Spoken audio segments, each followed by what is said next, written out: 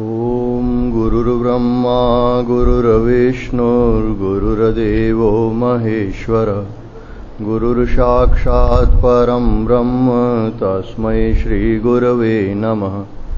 जननीं शारदां देवीं रामकृष्णं जगद्गुरुं पादपद्मे तयोः श्रित्वा प्रणमामि मुहुर्मुहुः।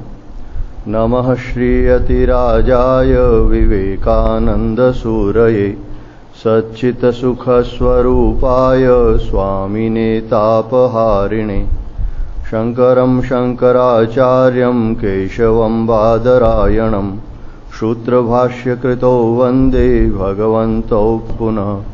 ॐ विघ्नेश्वराय वरदाय सुरप्रियाय लम्बोदराय सकलाय जगद्धिताय नागाननाय श्रुतियज्ञविभूषिताय गौरीसुताय गणनाथ नमो नमस्ते।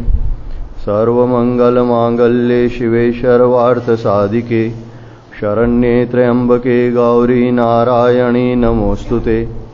भवानी शङ्करौ वन्दे श्रद्धाविश्वासरूपिणे याभ्यां विना न पश्यन्ति सिद्धा स्वान्तस्तमीश्वरम्। दक्षिणे लक्ष्मणो यस्य वामे च जनकात्मजा पुरतो मारुति यस्य तं वन्दे रघुनन्दनं। वसुदेवसुतं देवं कंसचाणूरमर्दनं देवकी परमानन्दं कृष्णं वन्दे जगद्गुरुं। नारायणं नमस्कृत्य नरं चैव नरोत्तमं देवीं सरस्वतीं व्यासं ततो जयमुदीरयेत्। ॐ पार्थाय प्रतिबोधतां भगवता नारायणेन स्वयं व्यासेन ग्रथितां पुराणमुनिना मध्ये महाभारतम्। अद्वैतामृतवर्षिणीं भगवतीम् अष्टादशाध्यायिनीम् अम्ब त्वामनुसन्दधामि भगवद्गीते भवद्वेषिणीम्। सर्वोपनिषदो गावो दुग्धा गोपालनन्दनः पार्थो वत्सः सुधीर्भोक्ता दुग्धं गीतामृतं महत् दुग्धं गीतामृतं महत्। ॐ श्रीमन्नारायण नारायण नारायण श्रीमन्नारायण नारायण नारायण श्रीमन्नारायण नारायण नारायण श्रीमन्नारायण नारायण नारायण श्रीमन्नारायण नारायण नारायण श्रीमन्नारायण नारायण नारायण श्रीमन्नारायण नारायण नारायण श्रीमन्नारायण नारायण नारायण श्रीमन्नारायण नारायण नारायण श्रीमन्नारायण नारायण नारायण श्रीमन्नारायण नारायण नारायण श्रीमन्नारायण नारायण नारायण। बोलिए सच्चिदानंद भगवान की जय। वंदनीय संत चरणों में प्रणाम। भगवत स्वरूप समस्त भक्तगण, भगवती स्वरूपा मातृशक्ति। श्रीमद् भगवद गीता पंचदशोध्याय 15वां अध्याय। भगवान श्री कृष्ण इस संसार वृक्ष का निरूपण करते हैं जो परमात्मा का समग्र रूप है, जिसका मूल ऊर्ध्व है यानी जिनकी जड़ें ऊपर है, और उससे नीचे तने के रूप में, मुख्य शाखा के रूप में जो ब्रह्मा जी विराजमान हैं, अनेक पत्तों के रूप में वेद ज्ञान है, और मनुष्य योनि में जो कर्म किए जाते हैं उनकी अनेक सूक्ष्म जड़ों से ये संसार वृक्ष है वो टिका हुआ है, और अनेक ऊपर नीचे जो छोटी मोटी शाखाएं हैं वही अनेक योनियां हैं, ऊपर ब्रह्मलोक पर्यंत और निम्न कोटि में तिर्यक योनियां आदि। तो इस प्रकार के संसार वृक्ष से पार होकर इसका जो मूल है, जो सबसे ऊपर है, जो भगवान नारायण हैं, ब्रह्म हैं, ईश्वर हैं, उनको खोजना चाहिए, ऐसा भगवान कहते हैं। और उसके लिए सबसे पहले वैराग्य की आवश्यकता है। असंग शस्त्रेण दृढ़ेन छित्वा, यानी असंगता रूपी शस्त्र से वैराग्य करके, और इसकी जो अनेक ममता वासनाएं रूपी छोटी छोटी जड़ें हैं जिसके कारण हम इस संसार वृक्ष से बंधे हुए हैं, उनको काट डालना चाहिए। क्योंकि जो पुरुष का यानी आत्मा का जो स्वरूप है वो असंग ही है, वो नित्य एक असंग ही है, संसार से उसका कोई संबंध नहीं है, फिर भी उसने अपना संसार से संबंध मान लिया। तो भगवान कहते हैं पहले तो इस असंगता रूपी शस्त्र से, इस संसार वृक्ष से अपना संबंध काट डालना चाहिए, और फिर कहते हैं उस परम पद की खोज करनी चाहिए जिसे परमात्मा, परम धाम, ब्रह्म आदि कहा गया है। और वो तभी हो सकती है जब तमेव चाद्यम पुरुषम प्रपद्ये, जब उस परम पुरुष की शरणागति ली जाए। प्रपद्ये, उन परम पुरुष परमात्मा की शरणागति लेकर और फिर साधन भजन करना चाहिए, जिसमें उस परम पद को प्राप्त करने के लिए भगवान कहते हैं कि जिसने मान बढ़ाई की इच्छा छोड़ दी है, ममता मोह का त्याग कर दिया है, जिसने संसार का आसक्ति रूप दोष जीत लिया है, जो नित्य परमात्मा में, अध्यात्म में स्थित हैं,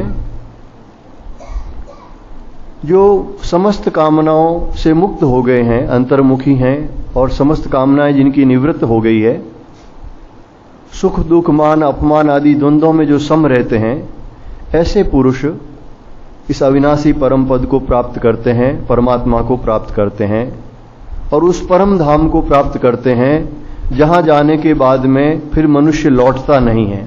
परम धाम के दो ही भगवान ने लक्षण कहे कि एक तो जहां जाने के बाद में मनुष्य वापस लौटता नहीं है, और वह परम प्रकाश में स्वयं प्रकाशक धाम है, जिसे न सूर्य प्रकाशित कर सकते हैं, न चंद्रमा प्रकाशित कर सकते हैं, न अग्नि प्रकाशित कर सकती है। लेकिन उसके बाद भगवान कहते हैं कि ये जो संसार में जीव रूप से जो पाया जाता है, जो जीव कहा जाता है, जो अपने को अल्पज्ञ मानता है, जो बंधन में पड़ा हुआ मानता है, वह जीव भी कहते हैं मेरा सनातन अंश ही है। ममेवांशो जीव लोके जीव भूतः सनातना मनः षष्ठानि इंद्रियाणि प्रकृति स्थानि कर्षति, यहां तक कल हुआ था। तो भगवान कहते हैं ये जीव भी कोई अलग नहीं है, मेरा ही अंश है, मेरा ही स्वरूप है, लेकिन भ्रम के कारण, अज्ञान के कारण या भगवान की माया के कारण यह मन और इंद्रिय, विशेष करके 5 ज्ञानेंद्रियां और मन, ये विषयों का सुख भोगने में प्रधान है। इसलिए यहां पर इन 6 का वर्णन किया गया। मन के अंदर संपूर्ण अंतःकरण लेना चाहिए, बुद्धि, अहंकार, चित्त, और 5 ज्ञानेंद्रियों के पीछे 5 कर्मेंद्रियां भी कार्य करती है। यहां भगवान ने संक्षेप में बताया, आगे श्लोक में इसका विस्तार करेंगे। तो भगवान कहते हैं ये मन जिसमें छठा है और 5 ज्ञानेंद्रियां, इनको ये आकर्षित करता है, अर्थात इसके द्वारा मैं सुख भोगूं, इन 5 ज्ञानेंद्रियों के द्वारा मैं सुख भोगूं, मन के द्वारा सुख भोगूं, और मन के आधार से इन 5 ज्ञानेंद्रियों से सुख भोगा जाता है। तो इस प्रकार से कहते हैं ये जब जीव इस देह को स्वयं अपना स्वरूप मानकर इन इंद्रियों के द्वारा मैं सुख भोगूं, ऐसा भाव जैसे ही उसमें आता है, वह बंधन में पड़ जाता है। तो है तो मेरा अंश, सनातन अंश है, लेकिन इस अज्ञान के कारण, भ्रम के कारण वह बंधन में पड़ गया।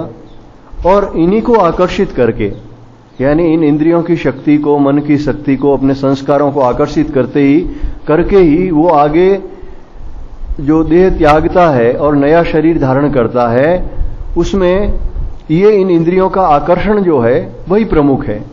अब भगवान अगले श्लोक में कहते हैं, शरीरम यद्वाप्नोति यच्चाप्युत्क्रामतीश्वरः गृहीत्वैतानि संयाति वायुर्गन्धानि वाशयात्। वायुर्गंधा निवासयात, यानी जिस प्रकार से वायु किसी गंध के स्थान से गंध को ग्रहण करती है। वायु में स्वयं में न कोई सुगंध है न कोई दुर्गंध है, लेकिन अगर कोई फूलों का स्पर्श करके वो निकलेगी तो सुगंधित होगी। कोई चंदन कस्तूरी आदि इस प्रकार के किसी वस्तु से अगर वो स्पर्श करके निकलेगी तो सुगंधित होगी। और वो का वो कोई मरा हुआ जानवर है या कोई अवशिष्ट पदार्थ पड़ा है तो उसका स्पर्श करके निकलेगी तो दुर्गंध युक्त हो जाएगी। तो जिस प्रकार से ये वायु है वो गंध को ग्रहण करती है। गंध है वो पृथ्वी तत्व का लक्षण है, वायु का लक्षण नहीं है, लेकिन वो उसको ग्रहण करके जिस प्रकार से ले जाती है, एक स्थान से दूसरे स्थान पर ले जाती है, वैसे ही ये देह का स्वामी जीवात्मा ईश्वर, यहां भगवान ने ईश्वर शब्द प्रयोग किया है। ईश्वर का मतलब यहां जगदीश्वर तो नहीं है, लेकिन इस शरीर का ईश्वर है।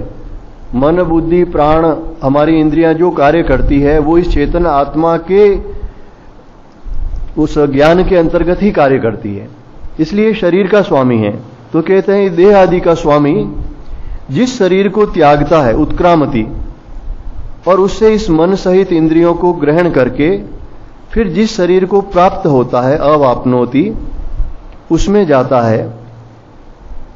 अब यथार्थ में ये जो चेतन आत्मा है, अगर ज्ञान दृष्टि से, और भगवान ने स्वयं ने जैसे 13वें अध्याय में वर्णन किया है, अविभक्तम च भूतेषु विभक्तम इव च स्थितम, के अविभक्त है लेकिन विभक्त जैसा दिखाई देता है। जैसे आकाश अविभक्त है, अखंड है, अविभक्त यानी जिसके टुकड़े नहीं हो सकते, लेकिन शरीर के बोध के कारण, शरीर की उपाधि के कारण ये दिखाई देता है। तो जिस प्रकार से ये अखंड है, उस दृष्टि से तो इसका आना जाना बनता ही नहीं है, क्योंकि एक अखंड है इसलिए ये कहां जाएगा, इसका टुकड़ा कोई हो ही नहीं सकता। लेकिन हमारे भीतर जो इंद्रियां कही गई है, इंद्रियों का अर्थ है, एक तो समझ लेना चाहिए कि इंद्रियों की शक्ति, यानी जो ये 5 ज्ञानेंद्रियां जैसे कही है, श्रोत है, तो श्रोत का मतलब है कान में सुनने की शक्ति।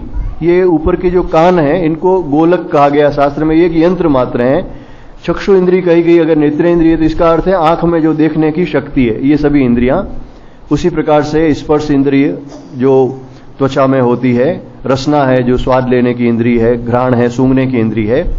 तो इन इंद्रियों में जो सामर्थ्य है, जो शक्ति है, और मन में जो सामर्थ्य है चिंतन करने की शक्ति, और इन इंद्रियों के द्वारा सुख भोगने की जो शक्ति है, और वैसे ही 5 जो कर्मेंद्रियां हैं वो भी इन मन और इंद्रियों के पीछे पीछे चलती है। जैसे आपकी कोई चीज देखने की इच्छा है या कुछ सुनने की इच्छा है, घर में जैसे आप बैठे कि भाई हमें सत्संग सुनने की इच्छा है, तो मन में पहले ये संकल्प पैदा होता है मन, और उसके बाद में हमारे में जो सुनने की इच्छा है तो हमारे पैर जो हैं वो चलना शुरू कर देते हैं। पैर हैं वो कर्मेंद्रिय है, हाथ पैर वाणी आदि ये कर्मेंद्रिय कही गई है, लेकिन ये मन और ज्ञानेंद्रियों के पीछे पीछे चलती है। तो उसी के कारण हम यहां पर पहुंच के फिर सत्संग को सुनते हैं, जो हमारी इच्छित वस्तु है उसे हम सुनते हैं। तो ये जो मन की शक्ति है, बुद्धि की शक्ति है, ज्ञानेंद्रियों की शक्ति है, कर्मेंद्रियों की शक्ति है, ये भगवान कहते हैं कि ये जीवात्मा एक शरीर से दूसरे शरीर में ले जाता है, और वो दूसरे शरीर में फिर वापस उन्हीं इंद्रियों के द्वारा आगे कर्म करना शुरू करता है। तो इसमें होता क्या है, जब शरीर छूटता है तो जिसे सूक्ष्म शरीर कहते हैं हमारे शरीर के भीतर से, उसका आवागमन होता है, वही इस शरीर से निकलता है और वही दूसरे स्थूल शरीर में प्रवेश करता है। उसके पूर्व में जो स्वर्ग नरक आदि भोगता है या अनेक लोकों में जाता है, वो भी वो सूक्ष्म शरीर ही जाता है। शास्त्रों में इसके लिए अनेक नाम है, लिंग देह भी कहा है, आतिवाहिक देह भी कहा है। तो इसमें हम जो अच्छे कर्म करते हैं उससे इंद्रियों की जो शक्ति है वो सबल होती है। अगर हाथ से हमने सत्कर्म किए हैं तो आगे जो भी जन्म मिलेगा उसमें हमारे हाथ जो हैं वो सबल होंगे, सुंदर होंगे। अगर दृष्टि इंद्रिय का हमने सदुपयोग किया जीवन में तो वापस जो आगामी जन्म में जो हमारी नेत्र इंद्रिय होगी वो सबल होगी, स्वस्थ होगी। और इसी प्रकार से सुनने की, त्वचा आदि ये सभी जो शरीर है, वैसे ही मन के द्वारा अगर हमने सच्चिंतन किया है तो हमारा जो मन है वो निर्मल होगा। बुद्धि है, अगर उसके द्वारा हमने सदुपयोग किया है, हमेशा भगवत प्राप्ति का या दूसरे की सेवा का चिंतन किया है, और बुद्धि के द्वारा जो निश्चय है वो परमात्मा प्राप्ति का है, दूसरे का भला करने का निश्चय है, तो वो बुद्धि हमें उत्तम मिलती है। यानी जैसा जैसा हम इसका सदुपयोग करते हैं, हमने शास्त्रों का पाठ किया है या सत्कर्म किया है, तो बुद्धि है वो स्वस्थ मिलती है। तो कोई भी प्राणी जो हमें दिखाई देता है, उसके पूर्व के संस्कार और उसके पूर्व के कार्य उसके शरीर से, मन से, उसके स्वभाव से दिखाई देते हैं। कई मनुष्य आप देखो बचपन से ही बहुत सच्चरित्र होते हैं, बहुत सरल स्वभाव के होते हैं, और किसी में दुष्टता दिखाई देती है। तो ये सारा का सारा जो स्वभाव है, ये पूर्व जन्म के कर्मानुसार हमारे इंद्रियों में, मन में, बुद्धि में आता है। और जब शरीर त्याग होता है, उस समय इस पूरे शरीर में जो प्राण शक्ति, जिसके कारण ये इंद्रियां, मन आदि कार्य करते हैं, उस प्राण शक्ति को, जिसे भगवान ने पहले पंच प्राण के रूप में बताया है, तो जो पूरे शरीर में व्याप्त प्राण है, उसमें मुख्य प्राण है वो हमारे हृदय में रहते हैं। अपान जिसे कहा गया है, वो नाभि से नीचे की क्रियाएं जो मलमूत्र त्याग आदि में, उसमें कार्य करते हैं। नाभि में समान प्राण रहते हैं जो हमारे भोजन के पाचन का कार्य आदि करते हैं, भोजन के पाचन के बाद रस का वितरण करते हैं। कंठ में उदान एक प्राण होता है जो मृत्यु के समय में इस देह को दूसरे लोक में ले जाता है या दूसरे शरीर में ले जाता है, और उसी के द्वारा हम इस पूरे विश्व ब्रह्मांड के सूक्ष्म जगत से जुड़े हुए रहते हैं। और व्यान जिसे एक प्राण कहा, ये 5 प्रकार के प्राण बताए गए हैं, ये पूरे शरीर में व्याप्त होता है, हमारे एक एक नस में, एक एक इंद्रिय में ये व्याप्त होता है। तो जब शरीर छूटता है तो ये सारी प्राण शक्ति है पहले हृदय के अंदर, मुख्य प्राण के अंदर शामिल होती है। तो जैसे जैसे जिस जिस अंग से ये प्राण शक्ति है वो हटती जाती है और मुख्य प्राण के साथ में एक होती है, वो इंद्रिय शिथिल होती जाती है। जैसे आप देखते हैं मृत्यु के समय जीवा है रुक जाती है, यानी जीवा से प्राण शक्ति है वो हट गई वहां से। फिर हाथ पांव शिथिल हो जाते हैं, देखने की इंद्रिय से देख नहीं सकते, सुन नहीं सकते। तो इस प्रकार सारी इंद्रियों की जो शक्ति है, और वो वैसी जैसी कि हमने जैसे कर्म किए हैं उसी प्रकार की वो जो शक्ति होती है, वो सारी शक्ति प्राणों के अंदर एकाग्र हो जाती है, प्राणों के अंदर मिश्रित हो जाती है। और वही प्राण जो मुख्य प्राण है, फिर वो उदान के साथ जो कंठ में विराजमान होता है, उसके साथ में इस शरीर से निकलता है। इस उदान के कारण ही शरीर में ऊष्मा बनी रहती है। इसलिए जब हृदय बंद हो जाता है, हाथ पांव हिलने बंद हो जाते हैं, यहां तक कि जब आंखें भी स्थिर हो जाती है, उसके बाद भी शरीर में जब तक ऊष्मा रहती है, गर्मी रहती है, तब तक हम उसे मृत नहीं मानते हैं। शरीर जब बिल्कुल ठंडा पड़ जाता है तब कहते हैं अब इसकी मृत्यु पूर्णतया हो गई है। तो ये जब उदान प्राण निकल जाता है उसके बाद में शरीर है वो मृत हो जाता है। तो इसे ही जो ये प्राण शक्ति है ये दिखाई नहीं देती है, ये इसी को सूक्ष्म शरीर कहा है। ये स्थूल चरम चक्षु से हम नहीं देख सकते, लेकिन वो ही इंद्रियों की शक्ति, मन की शक्ति, बुद्धि की शक्ति लेकर, और ये जो सूक्ष्म शरीर है वो अपने कर्मानुसार वापस एक देह धारण करता है, जिसे सूक्ष्म शरीर या आतिवाहिक देह कहते हैं। अगर वो उत्तम कर्म किए हुए है तो वो शरीर उसका प्रकाशमय होता है, ज्योतिर्मय होता है, देव देह होती है जो देवताओं के लोक या उच्च लोकों में जाती है। अगर उससे भी उत्तम कर्म है भगवत प्राप्ति संबंधी, तो भागवती तनु जिसे कहा है वो अत्यंत प्रकाशमय होता है, ईश्वरवत होता है, और वो भगवान के लोक में जाता है।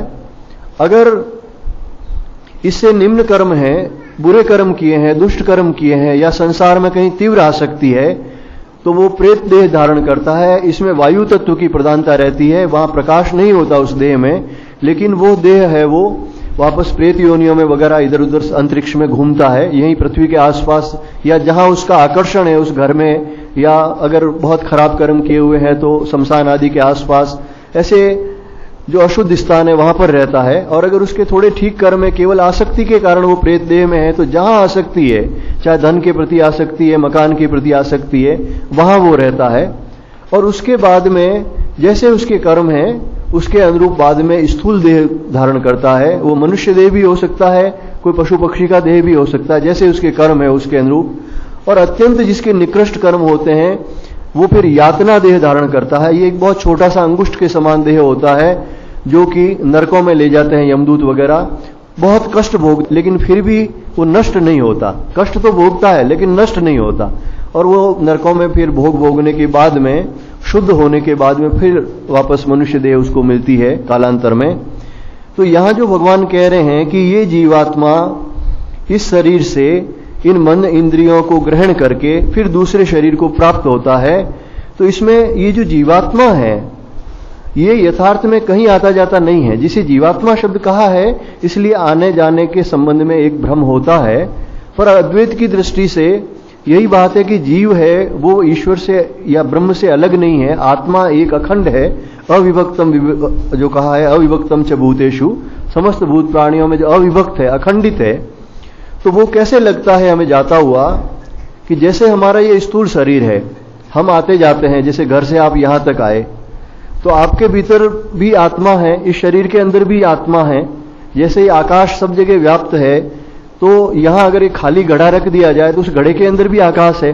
अब अगर कोई उस घड़े को लेकर चल दे, यहां से बाहर लेके जाए घड़े में, तो घड़े के अंदर साथ में उसका आकाश भी साथ में जाएगा। तो इसका अर्थ ये नहीं है कि इस भवन के अंदर जो आकाश था वही इस घड़े के साथ में गया है। यथार्थ में न तो आकाश खंडित हुआ था, खाली घड़ा था, इसलिए उसके अंदर आकाश प्रतीत होता है।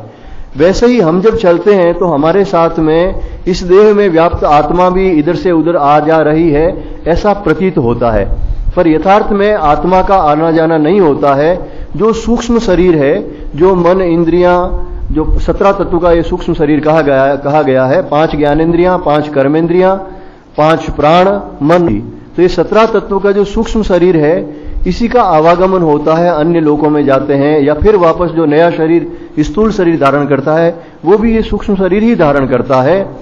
केवल ये आत्म तत्व है वो उसके साथ में आता जाता प्रतीत होता है।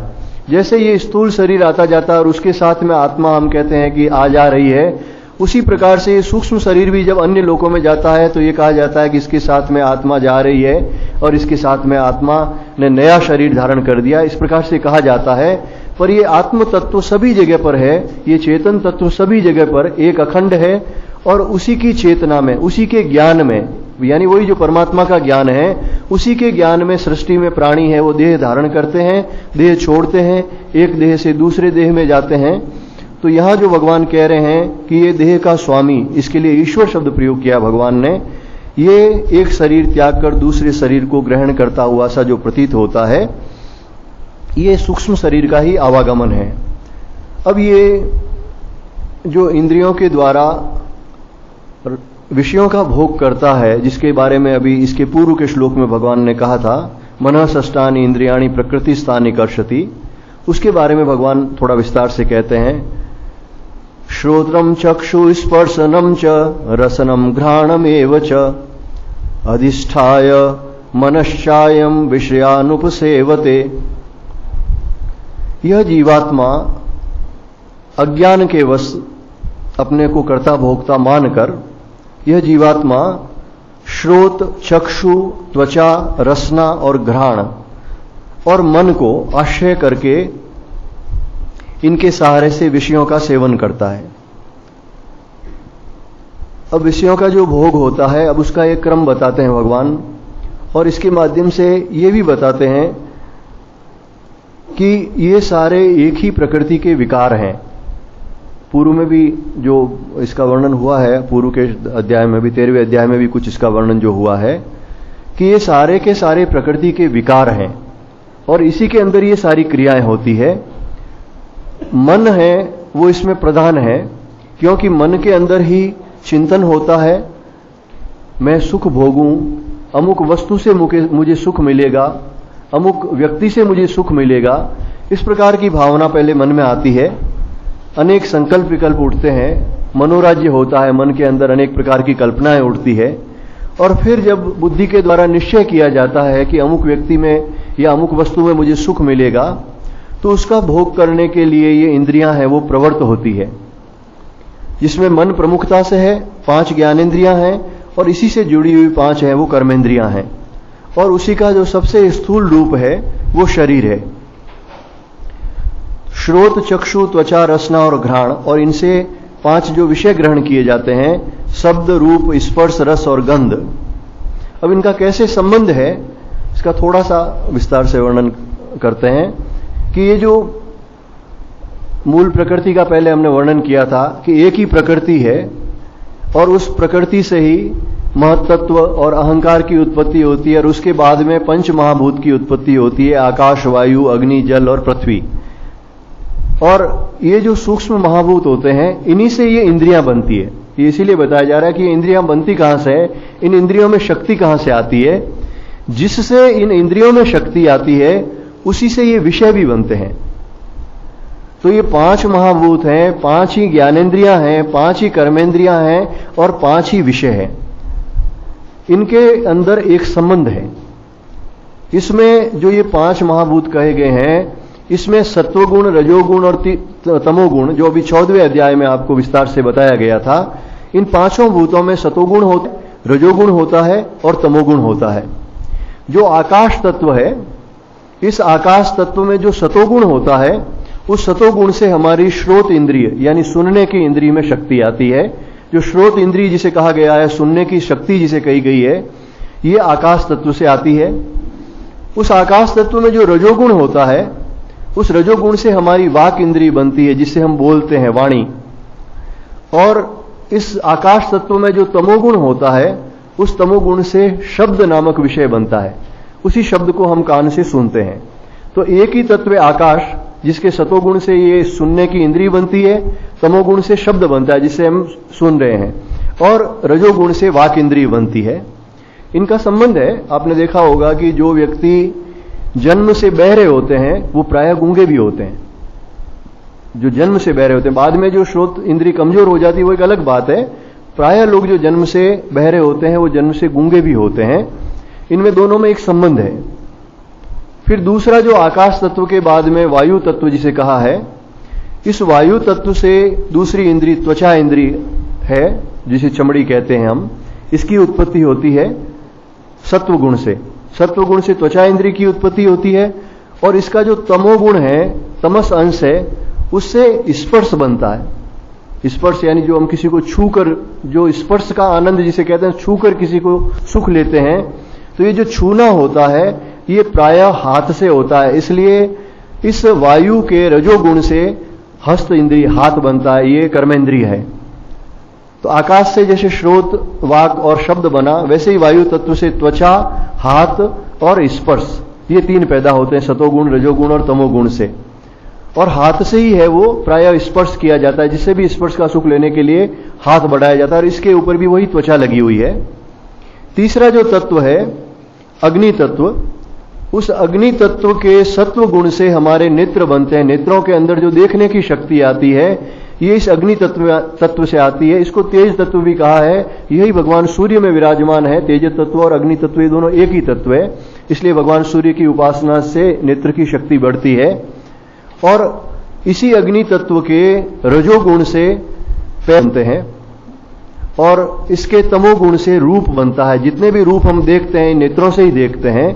तो विषय और देखने की इंद्रिय दोनों एक ही तत्व से बने हुए हैं, इसी अग्नि तत्व से बने हुए हैं। और पांव का और नेत्र इंद्रिय का इसीलिए संबंध है। आपने कई जगह आयुर्वेद वगैरह में पढ़ा होगा कि पांव के नीचे तेल की मालिश करने से आंखों की रोशनी बढ़ती है, दूरवा के ऊपर चलने से आंखों की रोशनी बढ़ती है। वैसे ही बहुत अधिक गर्मी के अंदर अगर हम चलते हैं तो आंखों की रोशनी कमजोर होती है। तो पांव के इस पैर के तल से इस नेत्रों का संबंध है।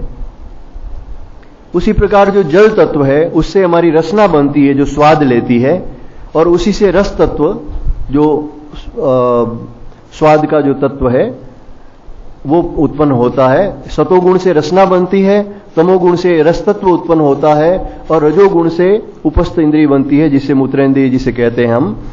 तो इनका भी एक संबंध है। जो जिसकी रसना वश में होती है, जिसकी जीवा वश में है, वो प्रायः ब्रह्मचर्य का पालन कर सकते हैं। ब्रह्मचर्य में उससे सहायता मिलती है, स्वाद इंद्रिय का उससे संबंध है।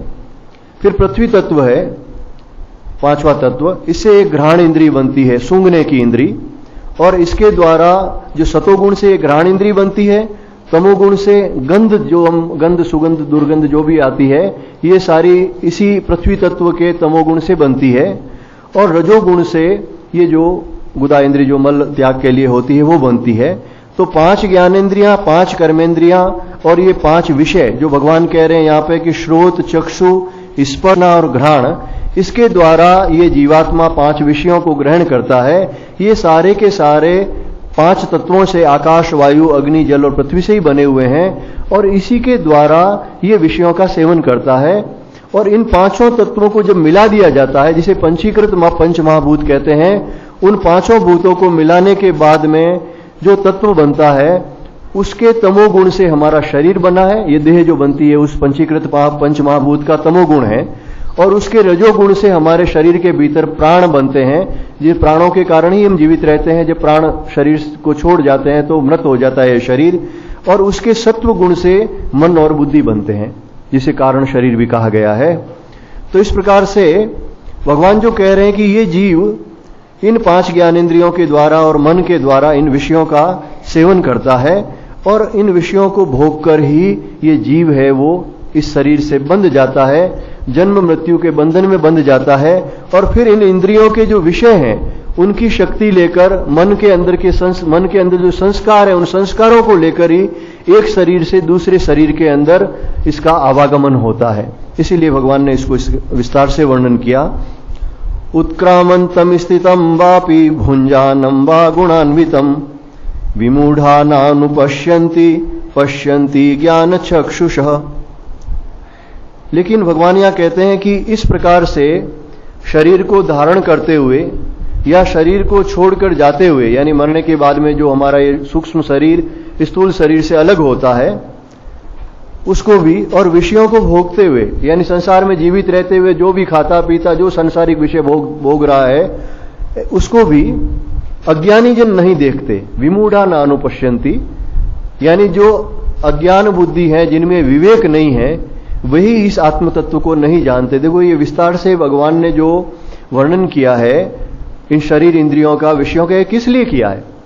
उद्देश्य एक ही है कि शरीर से हमारी बुद्धि हटके उस आत्म तत्व पर हमारा मन जाए, बुद्धि जाए, कि जो शरीर को छोड़ रहा है, यानी जो शरीर हमारे सामने पहले जीवित दिख रहा था, सक्रिय दिख रहा था, प्राणवान दिख रहा था, और अब ये शरीर एकदम से निष्क्रिय कैसे हो गया? ऐसा क्या हुआ कि इसके भीतर से ऐसा क्या तत्व निकल गया जिसके कारण कि ये अब शव हो गया है और उसके भीतर की सारी क्रियाएं बंद हो जाती है। जैसे रस से रक्त आदि बनते हैं, हृदय धड़क रहा है, जो कुछ क्रियाएं और ये सब की सब बंद हो जाती है। और अगर वो जीवित था तो कर्म कर रहा था, समस्त विषयों को भोग रहा था, बोल रहा था, सुन रहा था। ये किसके कारण से कर रहा था? गुणान्वित, तीनों गुणों से युक्त होते हुए, यानी ये त्रिगुणात्मक शरीर धारण किया हुआ है और त्रिगुणात्मक क्रियाएं कर रहा है। तामसिक क्रियाएं भी कर रहा है, नींद आलस्य उसमें भी नींद आदि भी ले रहा है, राजसिक क्रियाएं भी, संसारिक सुख भोग भी भोग रहा है, सात्विक क्रियाएं भी कर रहा है, जप ध्यान भी कर रहा है, पाठ पूजा भी कर रहा है, सेवा भी कर रहा है।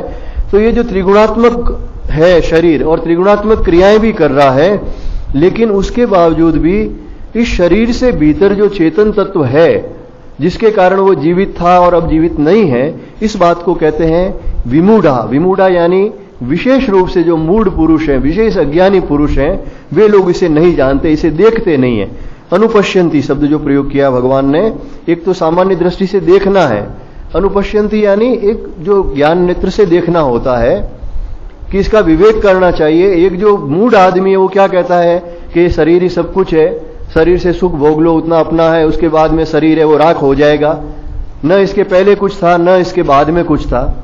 लेकिन भगवान कहते हैं कि ज्ञान चक्षु वाले इसे देखते हैं। पश्यन्ति ज्ञान चक्षुष, एक विवेक की दृष्टि है, ज्ञान चक्षु है, और एक केवल चर्म चक्षु है जो केवल चमड़ी से देखते हैं।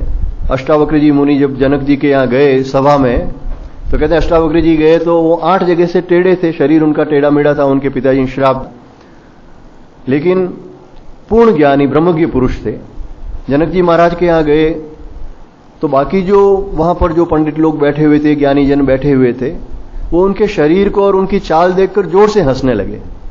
उन्होंने एक सबको देखा और फिर उन्होंने भी जोर से ठहाका लगाया, खुद भी हंसने लगे। अब जनक जी समझ गए कि ये लोग मेरे सभासद क्यों हंसे थे, इनके शरीर को देखकर, इनकी चाल को देखकर हंसे थे। लेकिन ये महाराज क्यों हंसे? क्योंकि वो ज्ञानी पुरुष थे, और जनक जी स्वयं जानते थे कि ये ब्रह्मज्ञ पुरुष हैं, इसलिए कहीं इनका अपमान हो गया और कहीं श्राप दे दिया तो कठिनाई। उन्होंने तुरंत उनका पूजन किया और फिर आसन पर बिठाकर पूछा कि महाराज ये सभासद तो अज्ञान के कारण हंसे हैं, आप क्यों हंसे?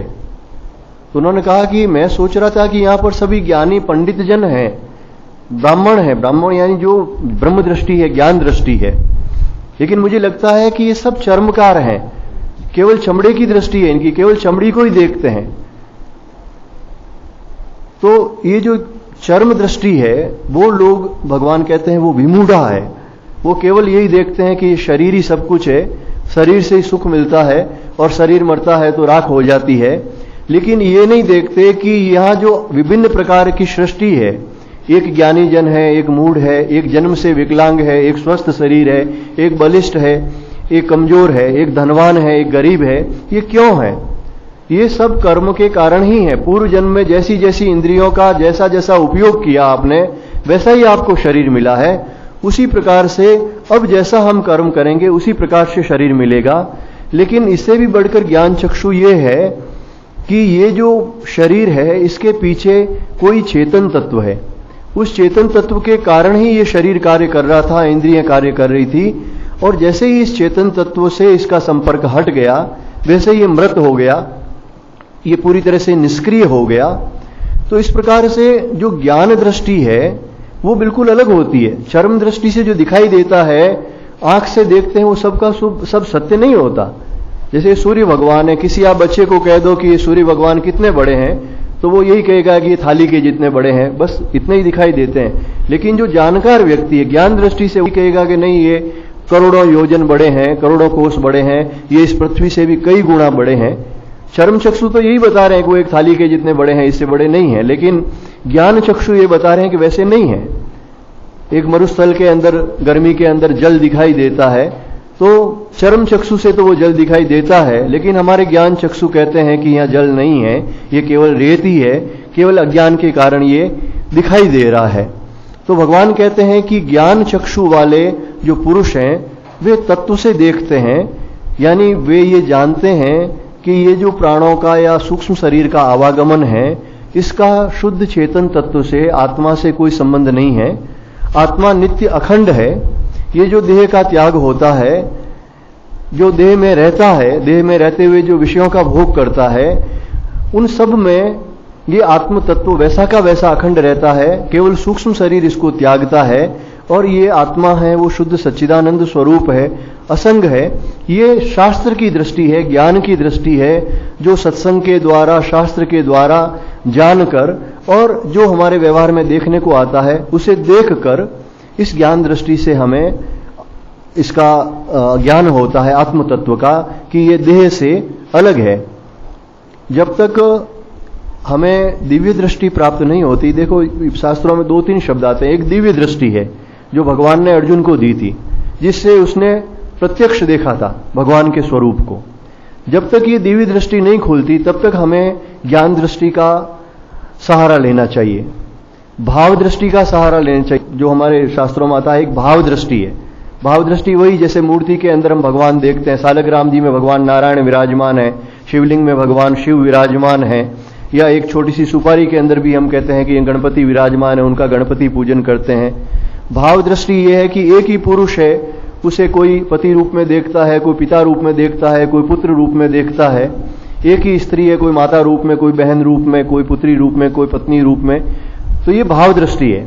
अगर ये भाव दृष्टि ठीक हो जाए कि सब में एक परमात्मा ही विराजमान है, ये जो शरीर हमें दिखाई दे रहे हैं ये सभी नाशवान हैं, तमस से भरे हुए तमोगुणी देह हैं, ये जो बताया उसमें यही शरीर है वो तमोगुण से बना है, तो तमोगुण से ही ये देह बना हुआ है।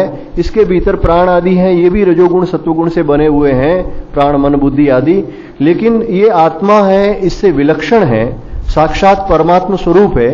ये ज्ञान दृष्टि रखते हुए और व्यवहार काल में सबके प्रति ये भाव दृष्टि रखते हुए कि ये सब परमात्मा के रूप हैं, स्त्रियां हैं जगदम्बा के रूप हैं, ये जो पुरुष है सब नारायण स्वरूप हैं, इस प्रकार की दृष्टि रखते हुए सिय राममय सब जग जानी, इस प्रकार की भाव दृष्टि रखते हुए जो देखता है, भगवान कहते हैं उसके ज्ञान चक्षु है, वो विवेकशील पुरुष है।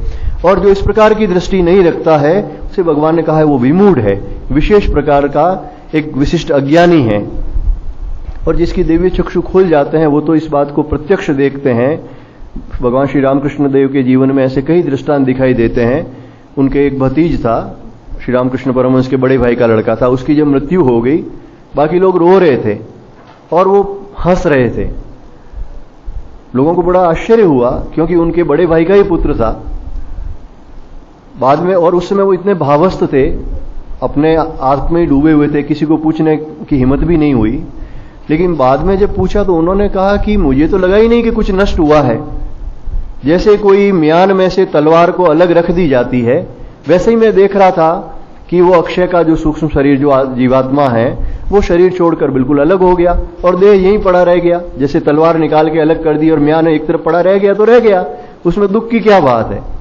तो इस प्रकार की जिनकी दिव्य दृष्टि खुल जाती है वो तो उस आत्मा को और शरीर को बिल्कुल ठीक से प्रत्यक्ष रूप से देखते हैं। लेकिन ये जब तक नहीं हो तब तक भी इस ज्ञान दृष्टि को रखते हुए हमें सब में परमात्मा को देखना चाहिए, केवल देह बुद्धि नहीं रखनी चाहिए। यतन्तो योगिनश्चैनं पश्यन्त्यात्मन्यवस्थितम् यतन्तो प्रकृतात्मानो नैनं पश्यन्त्यचेतसः। अब भगवान कहते हैं कि जो योगीजन यत्न करने वाले हैं, यतन्तः, जो साधन भजन करते हैं, जो प्रयास कर रहे हैं, ऐसे यत्न करने वाले योगीजन आत्मनि अपने अंतःकरण में, अपने हृदय में स्थित इस आत्मा को पश्यन्ति देखते हैं, यानी भगवान का अपने हृदय में इनका दर्शन करते हैं। किंतु जो अकृतात्मा न है, यानी जिन्होंने अंतःकरण को शुद्ध नहीं किया, जिन्होंने साधन भजन नहीं किया, जिन्होंने कर्मयोग भक्ति योग के द्वारा इस चित्त को शुद्ध नहीं किया, एकाग्र नहीं किया, ऐसे अज्ञानी जन तो यत्न करते हुए भी इस आत्मा को नहीं जानते। अब देखो इसमें दो प्रकार के व्यक्ति बताए हैं, दोनों के लिए भगवान ने कहा कि यत्न कर रहे हैं। पहले योगीजन और दूसरे अकृतात्माना, वो भी यत्न कर रहे हैं, वो भी यत्न कर रहे हैं। यानी साधन भजन संसार में बहुत से लोग करते हैं, आपने देखा होगा, प्रायः लोग कुछ न कुछ करते ही हैं। लेकिन बहुत कम व्यक्ति होते हैं जो अपने हृदय में ईश्वर का साक्षात्कार करते हैं। प्रायः साधन भजन में विफल से होते देखे जाते हैं। इसका क्या कारण है, यही भगवान इस श्लोक में बता रहे हैं कि जो व्यक्ति यत्न करने वाले हैं लेकिन योगिनः हैं, योगी का अर्थ है जो परमात्मा से जुड़े हैं, अपने स्वरूप को जानते हैं कि मैं शुद्ध आत्म स्वरूप हूं, परमात्मा का अंश हूं, मैं ये देह नहीं हूं, इस प्रकार से अपने आप को परमात्मा से जोड़े हुए हैं। दूसरे जो योगीजन है वो अब दुख सुख में सम रहते हैं, कर्म योग के द्वारा निष्काम कर्म करते हुए जो आगे का बंधन नहीं बांधते हैं, पाप कर्म वो करते ही नहीं है, सत्कर्म करते हैं वो भी निष्काम भाव से करते हैं। ऐसे योगीजन श्रद्धापूर्वक प्रयास करते हुए भगवान कहते हैं इस आत्मा को देखते हैं हृदय में ही, आत्मनि, अपने अंतःकरण में, अपने हृदय में ही देखते हैं। अब ये जो प्रयास है ये जितना तीव्रता से होगा, जितने हमारे अशुद्ध कर्म या पाप कर्म कम होंगे, उतना ही परमात्मा प्राप्ति, उतनी ही परमात्मा प्राप्ति है वो शीघ्र होगी। इसमें जो समय लगता है वो हमारे संस्कारों के कारण या हमारी साधना के संवेग के ऊपर निर्भर करता है।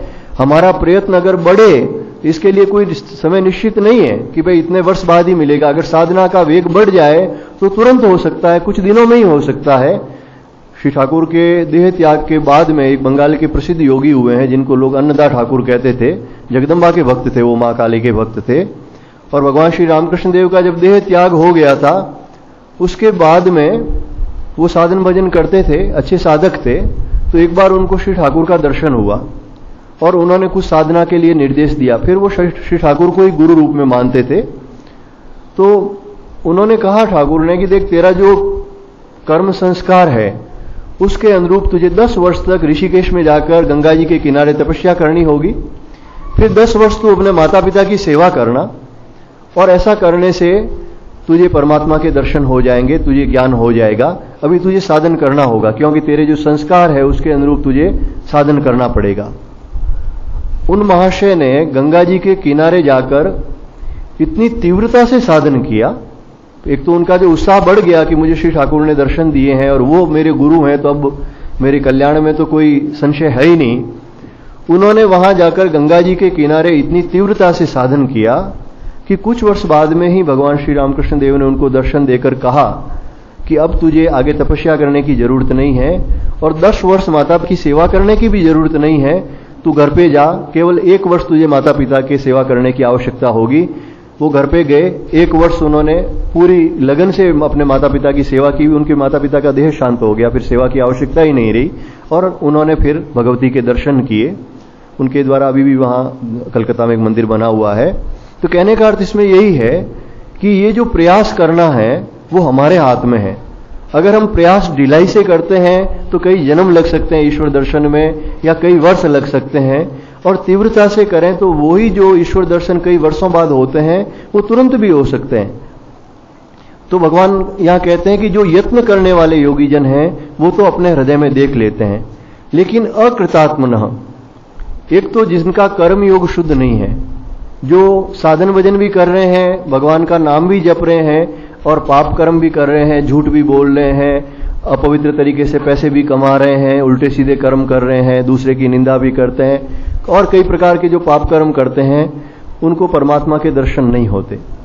और दूसरे जिनके मन में बहुत अधिक कामनाएं हैं, तृष्णा है, राग है, उनका मन हमेशा चंचल रहता, अनेक संकल्प विकल्प होते रहते हैं, मैं ये प्राप्त करूंगा, वो प्राप्त करूंगा, और साधन भजन कर रहे हैं। इनके लिए भी भगवान ने यही कहा है, यतनतः, यत्न करते हुए भी, यत्न नहीं करे और कोई पाप कर्म करे तो उनके तो परमात्मा प्राप्ति का कोई सवाल ही पैदा नहीं होता। लेकिन जो यत्न कर रहे हैं फिर भी उनको परमात्मा प्राप्ति क्यों नहीं होती, उसी के लिए भगवान यहां विशेष तौर से कहते हैं कि वे इस आत्मा को नहीं जानते, क्योंकि उन्होंने सत्कर्म नहीं किया। और कठोपनिषद में आता है कि ये जो आत्मा है, ये जिसके सामने प्रकट होती है उनका वो पहले से वर्ण कर लेती है। ये जो परमात्मा है वो कृपा करके हमारे सामने प्रकट होते हैं, जिसको स्वीकार कर लेते हैं कि ये साधक अब पवित्र हो गया है, एकाग्र है, इसके हृदय में मेरे दर्शन की इच्छा है, तब भगवान उसके सामने प्रकट होते हैं। या समझो कि आत्मा उनके सामने प्रकट होती है, एक ही बात है, आत्मा परमात्मा ईश्वर जो कहो। लेकिन जब तक वो पाप कर्मों से विरत नहीं हुआ है, ऐसा कठोपनिषद में कहते हैं, अगर उसने पाप कर्म छोड़ दिए कि अब मैं पाप कर्म नहीं करूंगा, अब आपका भजन ही करूंगा, तो उसको हो सकते हैं भगवान के दर्शन। लेकिन जो पाप कर्मों से विरत नहीं हुआ है, यानी पाप कर्म भी साथ में चल रहे हैं और भजन भी चल रहा है, और जिसका मन अशांत है, यानी जिसके मन में बहुत सारी कामनाएं हैं, तृष्णाएं हैं, ऐसे व्यक्ति के सामने ये आत्म तत्व है वो प्रकाशित नहीं होता, उसको कभी भी ईश्वर के दर्शन नहीं होते। तो भगवान कहते हैं अचेतसः, ऐसे अज्ञानी जन जिन्होंने अपना अंतःकरण शुद्ध नहीं किया, वे इस आत्म तत्व को नहीं जानते। प्रायः ऐसे लोग क्या करते हैं, शास्त्र पढ़ते हैं, शास्त्रों की बातें फटाफट कह देते हैं, दूसरे को उपदेश देना शुरू कर देते हैं, खुद उस पर चलते नहीं हैं। क्रियाओं की प्रधानता होती है साधना में, भाव की प्रधानता नहीं होती। हृदय से ईश्वर को नहीं चाहते, लेकिन बाहरी क्रियाएं हैं, जिसे कहते हैं भक्त दिखने में उनका ज्यादा विश्वास होता है, भक्त बनने में विश्वास जिनका कम होता है। तो इस प्रकार के जो लोग हैं उनको भगवत प्राप्ति होना बहुत कठिन है। यदादित्यगतम तेजो जगद्भासयतेऽखिलम् यच्चंद्रमसि यच्चाग्नो तत्तेजो विद्धि मामकम्। अब भगवान कहते हैं, पूर्व के एक श्लोक में भगवान ने कहा था कि मेरे धाम को न सूर्य प्रकाशित कर सकते, न तद भास्यते सूर्यो न शशांको न पावकः, न सूर्य न चंद्रमा न अग्नि, ये मेरे धाम को प्रकाशित नहीं कर सकते, मेरे स्वरूप को प्रकाशित नहीं कर सकते। यहां भगवान कह रहे हैं कि सूर्य में स्थित जो तेज है वो मेरा ही तेज है, वो इसीलिए प्रकाशित नहीं कर सकता क्योंकि जो सूर्य में तेज है, भगवान कहते हैं मेरा ही तेज है। यहां तेज का अर्थ सूर्य में 2 शक्ति है, एक तो वो सबका पोषण करते हैं, प्राण शक्ति सूर्य से ही आती है। इस संसार में जितने भी खाद्य पदार्थ हैं उनमें प्राण शक्ति सूर्य से ही आती है। पेड़ पौधे भी जो अपना भोजन बनाते हैं वो सूर्य की किरणों से ही बनाते हैं, उसी के कारण सारे प्राणी जीवित रहते हैं। और ये प्रकाश की शक्ति जिसके कारण हम समस्त कर्म कर रहे हैं दिन में, ये प्रकाश की शक्ति भी है भगवान सूर्य की ही है। और वेदों में भगवान सूर्य को 5 ईश्वर कोटि के देवताओं में माना गया है। इनको साक्षात नारायण माना गया है, क्योंकि सूर्य है वो सतोगुणी है, उनमें प्रकाश अधिक है। प्रकाश है वो सत्वगुण का लक्षण है, और सत्वगुण के भीतर ही परमात्मा प्रकाशित होते हैं। इस सृष्टि में सबसे ज्यादा जो सतोगुणी जो प्रकाश दिखाई देता है वो सूर्य भगवान का ही दिखाई देता है। इसीलिए परमात्मा उनमें विशेष रूप से प्रकाशित है, इसलिए भगवान सूर्य को सूर्य नारायण कहा गया है। अब वैसे ही देखेंगे, जैसे पत्थर के अंदर सूर्य प्रकाशित नहीं होता, काष्ठ के अंदर नहीं होता, लेकिन दर्पण के अंदर प्रकाशित होता है, जल के अंदर प्रकाशित होता है। तो उसी प्रकार से ये जो आदित्य मंडल है उसमें विशेष रूप से परमात्मा प्रकाशित हैं। तो भगवान कहते हैं सूर्य में स्थित जो तेज है, जो संपूर्ण जगत को प्रकाशित कर रहा है, भाष्यते अखिलम जगत, वो प्रकाश है वो मेरा ही है। फिर कहते हैं जो चंद्रमा में है, चंद्रमा का जो तेज है वो भी मेरा ही है। चंद्रमा का जो तेज है उसमें 2 विशेषताएं पाई जाती है। एक तो वो शीतल होता है प्रकाश, और एक वो जितने भी औषधियां हैं, अन्न है, ये अगले श्लोक में वैसे इसका विस्तार है वैसे दिया हुआ, उनको पोषण देता है, स्वाद देता है, यानी उसके अंदर पोषण करने की शक्ति है। और अग्नि के अंदर भगवान कहते हैं अग्नि में भी तू मेरा ही तेज जान। अग्नि के अंदर तेज क्या है? अग्नि में प्रकाश तो वैसे होता है, लेकिन उसका जो मुख्य कार्य है वो दाहिका है, वो जलाती है, जैसे भोजन को सिद्ध करती है, पचाती है, भोजन को पकाती है। और वही शरीर के अंदर जो अग्नि है वो भोजन को पचाती भी है। वही अग्नि जब प्रदीप्त होती है तो हमें भूख लगती है। तो इस प्रकार से भगवान कहते हैं इस अग्नि में भी जो शक्ति है उसको तू मेरा ही अंश समझ। यानी वैसे तो भगवान ने विभूति योग में जैसे कह दिया था तेजस तेजस्वी नाम हम, जहां भी तू तेज देखता है वो मेरा ही तेज है। तो विशेषतया इस संसार में सूर्य में, चंद्रमा में, अग्नि में जो तेज दिखाई देता है।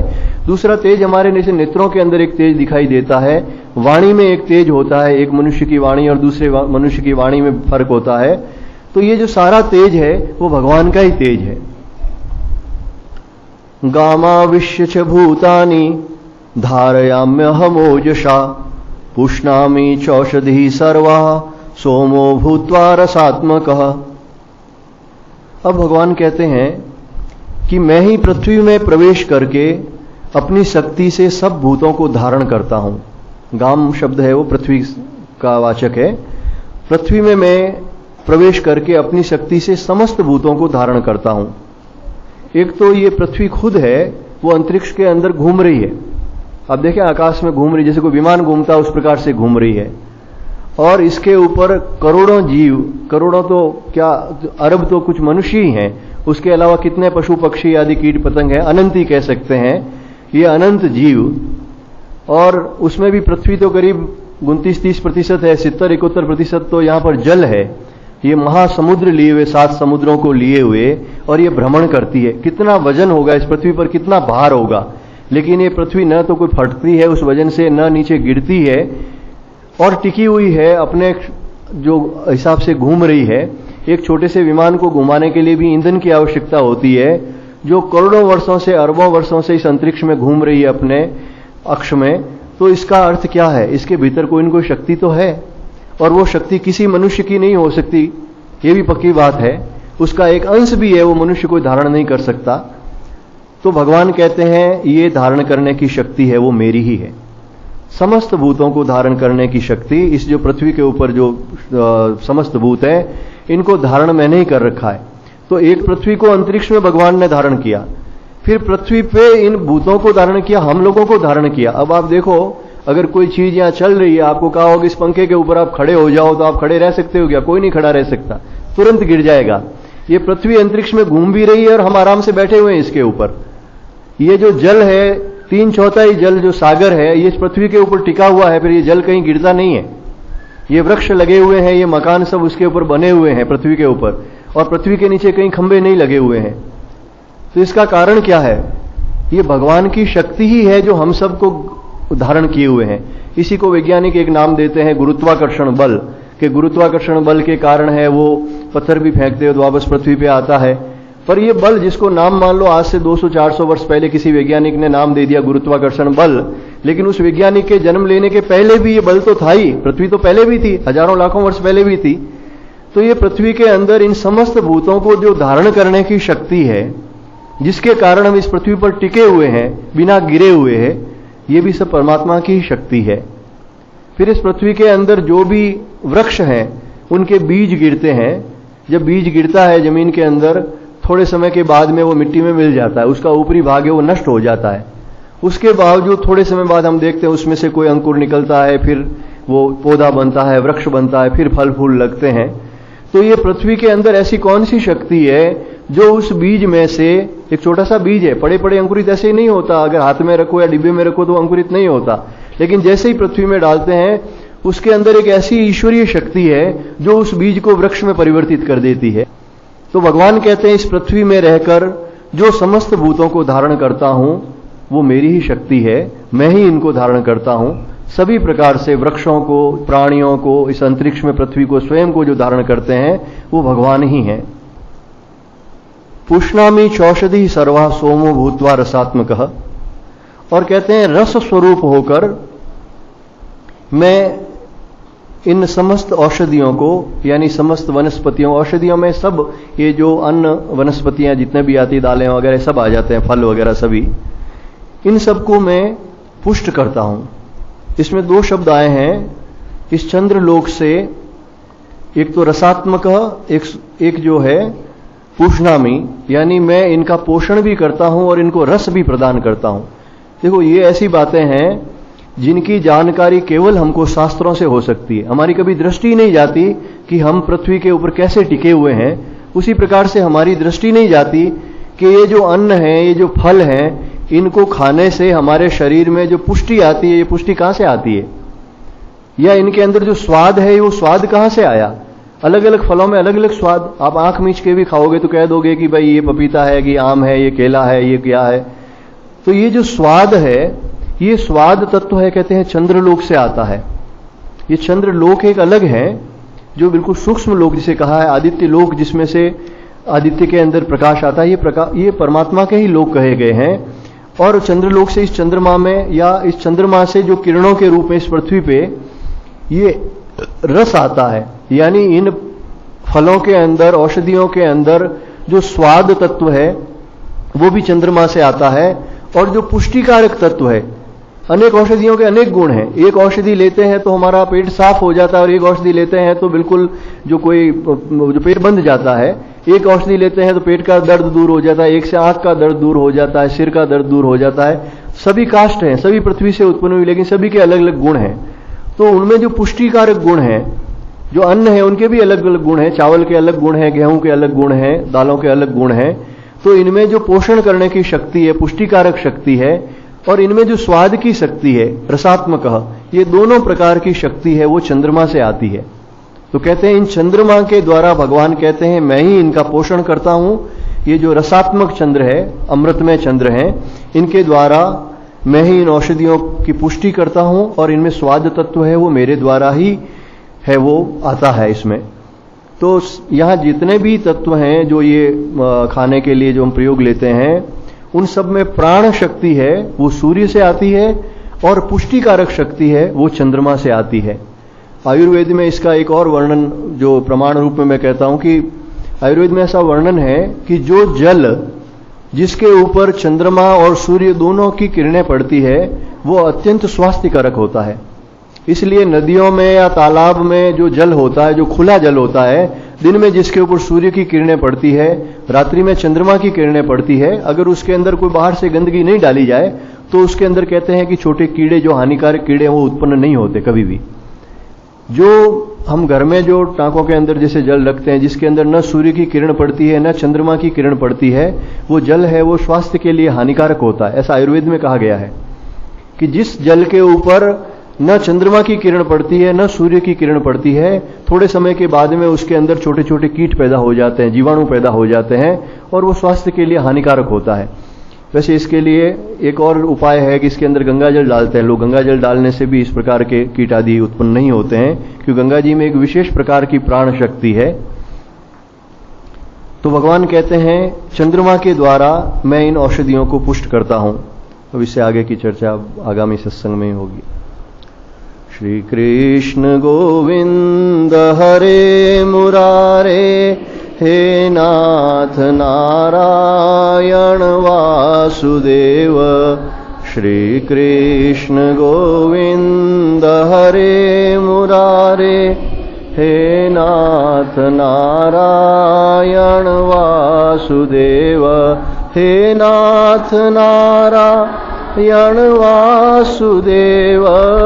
हे नाथ नारायण वासुदेव। हे नाथ नारायण वासुदेव। हे नाथ नारायण वासुदेव। श्री कृष्ण गोविंद हरे मुरारे। हे नाथ नारायण वासुदेव। श्री कृष्ण गोविंद हरे मुरारे। हे नाथ नारायण वासुदेव। हे नाथ नारायण वासुदेव। हे नाथ नारायण वासुदेव। हे नाथ नारायण वासुदेव। हे नाथ नारायण वासुदेव। श्री कृष्ण गोविंद हरे मुरारे। हे नाथ नारायण वासुदेव।